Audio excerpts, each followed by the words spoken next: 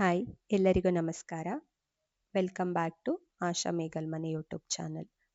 ಇವತ್ತು ನಾವು ಕರ್ನಾಟಕದ ಸಾಂಪ್ರದಾಯಿಕ ಮತ್ತು ರುಚಿಯಾದ ತಿಂಡಿ ಗೊಜ್ಜು ಅವಲಕ್ಕಿನ ಮಾಡೋಣ. ಮೊದಲಿಗೆ ಒಂದು ಬೌಲ್ ಅವಲಕ್ಕಿನ ತಗೊಂಡು ಅದನ್ನು ತರಿಯಾಗಿ ರುಬ್ಕೊಂಡು ಒಂದು ಪಾತ್ರೆಗೆ ಹಾಕ್ಕೊಳ್ಬೇಕು. ಅದಕ್ಕೆ ಸ್ವಲ್ಪ ಅರಿಶಿನ, ರಸಂ ಪೌಡರ್ ಹಾಕಿ ನೀಟಾಗಿ ಮಿಕ್ಸ್ ಮಾಡ್ಕೊಳ್ಬೇಕು. ಇವಾಗ ನಾವು ರೆಡಿ ಮಾಡಿ ಇಟ್ಕೊಂಡಿರೋ ಹುಣಸೆ ರಸ ಮತ್ತು ಬೆಲ್ಲದ ನೀರನ್ನು ಸ್ವಲ್ಪನೇ ಹಾಕ್ಕೊಂಡು ಈ ಥರ ಮಿಕ್ಸ್ ಮಾಡ್ಕೊಳ್ಬೇಕು.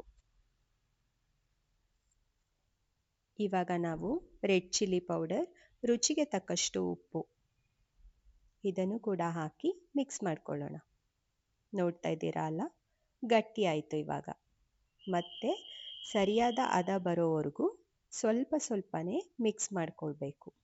ಈ ಥರ ಮಾಡೋದ್ರಿಂದ ನೀವು ಮೊದಲನೇ ಸತಿ ಮಾಡ್ತಿದ್ರು ಕೂಡ ಪರ್ಫೆಕ್ಟಾಗಿ ಮಾಡ್ಕೊಳ್ಬೋದು. ಈ ಥರ ನಾವು 2-3 ಸತಿ ಬೆಲ್ಲದ ನೀರು ಮತ್ತು ಹುಣಸೆ ರಸನ ಆ್ಯಡ್ ಮಾಡ್ಕೊಳ್ಬೇಕಾಗತ್ತೆ.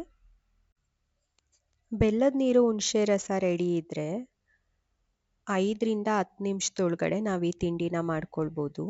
ಸಿಕ್ಕಾಪಟ್ಟೆ ಈಸಿ, ತುಂಬಾ ರುಚಿಯಾಗಿರತ್ತೆ. ಇವಾಗ ನೋಡಿ, ಅವಲಕ್ಕಿ ನೀರನ್ನ ಅಬ್ಸರ್ವ್ ಮಾಡಿಲ್ಲ, ಸೊ ಈಗ ಇದು ರೆಡಿಯಾಗಿದೆ. ಇವಾಗ ನಾವು ಒಗ್ಗರಣೆಗೆ ರೆಡಿ ಮಾಡ್ಕೊಳ್ಳೋಣ. ಮೊದಲಿಗೆ ಒಂದು ಬಾಣಲೆ ಇಟ್ಟು ಸ್ವಲ್ಪ ಎಣ್ಣೆ ಹಾಕಿ ಸಾಸಿವೆ, ಗೋಡಂಬಿ, ಕಡಲೆಬೇಳೆ,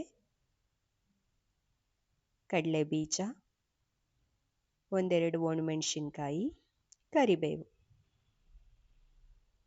ಇದಿಷ್ಟನ್ನು ಹಾಕ್ಕೊಂಡು 1-2 ನಿಮಿಷ ಫ್ರೈ ಮಾಡ್ಕೊಳ್ಳೋಣ.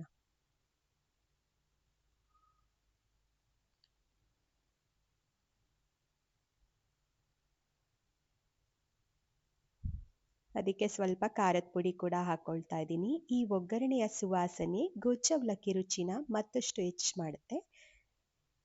ಈಗ ರೆಡಿಯಾಗಿರೋ ಮಿಶ್ರಣನ ಗೊಜ್ಜು ಅವಲಕ್ಕಿಗೆ ಮಿಕ್ಸ್ ಮಾಡಿ 1-2 ನಿಮಿಷ ಬೇಯಿಸ್ಕೊಳ್ಳೋಣ.